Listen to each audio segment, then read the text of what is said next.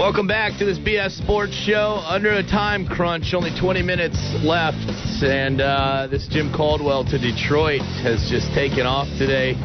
On the line, friend of the show, you hear him often, Justin Cohn on the line. Justin texting Billy directly to make sure he got a spot on today's show to discuss this, and you had pointed to culture change as not happening, Coney. Let me start off and just get right to it with you. Is it fundamentally, if a new person comes in to take over ahead of an organization, one person automatically constitutes culture change for good or ill? Well, okay, but in the case of Jim Caldwell, where's the track record of his ability to change any sort of culture? If you're talking about disciplining players, look back to his time with the Colts. Terrible when it came to penalties, okay? Young players, this is the era where they drafted the likes of Jerry Hughes, some of the biggest busts of the Bill Polian era.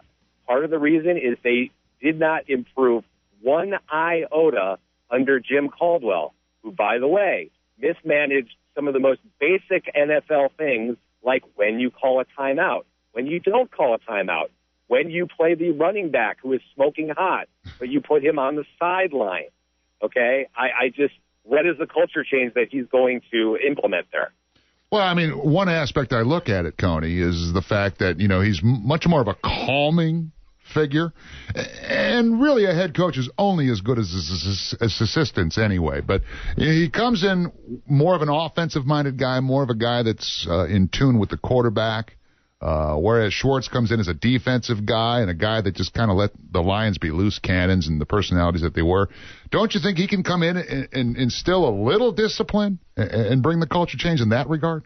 Okay, let's talk about that offense for a second. We just did the Ravens a huge favor. Ravens fans did not want him back next year. Mm-hmm. Why did they not want him back? Joe Flacco had a terrible season. Ray Rice had an even worse season. The Ravens offense ranked 27th in the NFL this year. That is the offensive genius you're now bringing to work with Matthew Stafford and Reggie Bush.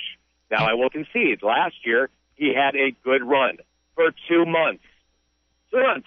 Mm-hmm. And all he had to do was come in and basically do everything that the genius that is Cam Cameron didn't do. Okay? Before that, he has never been a coordinator at any point in the NFL. Okay? Mm-hmm. He was Tony Dungy's hand-picked guy. He was the associate head coach, and he was the quarterback's coach, yes. But he was not a coordinator. And I think that's a big reason why when he took over the Colts job, he was in over his head with a lot of the things, whether it was the schemes, matching up with other teams.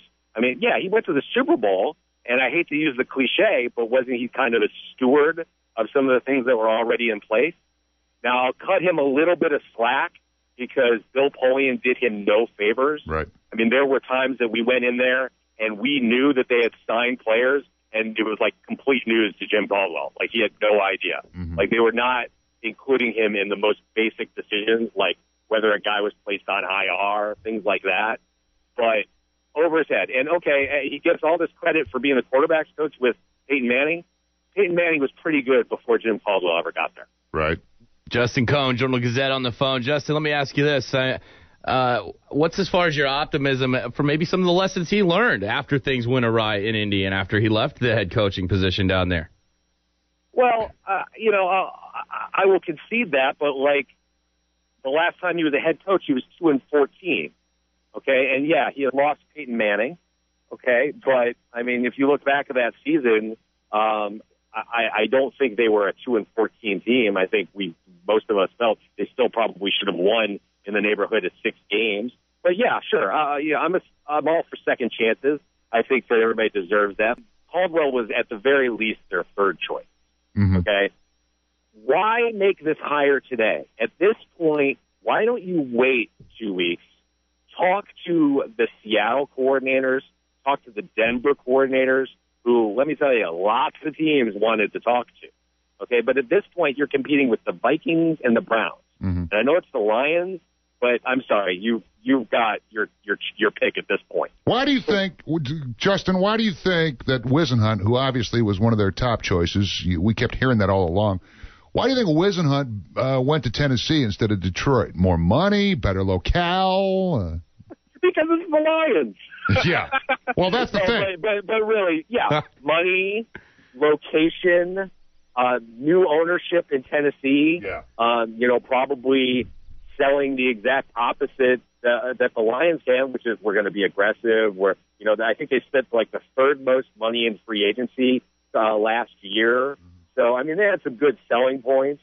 Well, they even made a run at Peyton last year, too. Well, yeah, I mean, the division, I mean, let's face it. I mean, that division is winnable. But I'm shocked. I mean, I wasn't wild about Wisenhunt. I was kind of like, he's okay. But who would you have been happy with as the Lions coach? Who would have been the best guy for the job? Well, look, I think that the pool of candidates this year is not great. I like Quinn from Seattle. Okay. I like Mike Zimmer, but I'm starting to think there's got to be a problem with him if nobody's hired him at this point. He clearly doesn't interview well. I would have liked them to think outside the box a little bit. How about Mark D'Antoni? Yeah, I thought about that. Now, I have friends that cover the Lions, and I've been told by them that there's a kind of a fear in the facility that maybe his health is an issue, and that's why they weren't more interested. I like that Jim Tressel idea. I got Browns friends who were all about that. Yeah. I think that's probably a little close to Ann Arbor, but I would have liked to see them think outside the box. I was okay with Munchak. Me too. Their offensive line has been a mess. But, I also just think they needed a defensive guy. I think with the Lions, everybody's lost sight of the big picture, which is offense was bad the last few weeks. Defense has been bad for the last few years. Yeah. All right, Cohn. As it stands today, were the Lions hiring Jim Caldwell a better move for the Lions or for the Chicago Bears? I mean, I hate to say it. I mean, I want to be optimistic. I mean, I've been optimistic about every other hire. I was optimistic about Schwartz, Marinelli, kind of on Morningleg. So I was wrong all those times. So hopefully I'm just dead wrong now. Yeah. But I would be loving it today if I were the Vikings, if I were the Packers, if I were the Bears. I mean, I think you made a valid point, though, Coney, and this is the same thing I say. Really, who out there that was hired elsewhere was going to be a much better candidate than Caldwell? There's question marks with everybody else that was hired. Jay Gruden, Bill O'Brien, even Wisenhunt's return to head coaching after his stint in Arizona. There's question marks with all of those. So there was no clear-cut guy unless you could get Cowher to come back or you could get Dungy to come back and coach. Well, here's my question. Where is our Mike Tomlin? Yeah. Where is our John Harbaugh?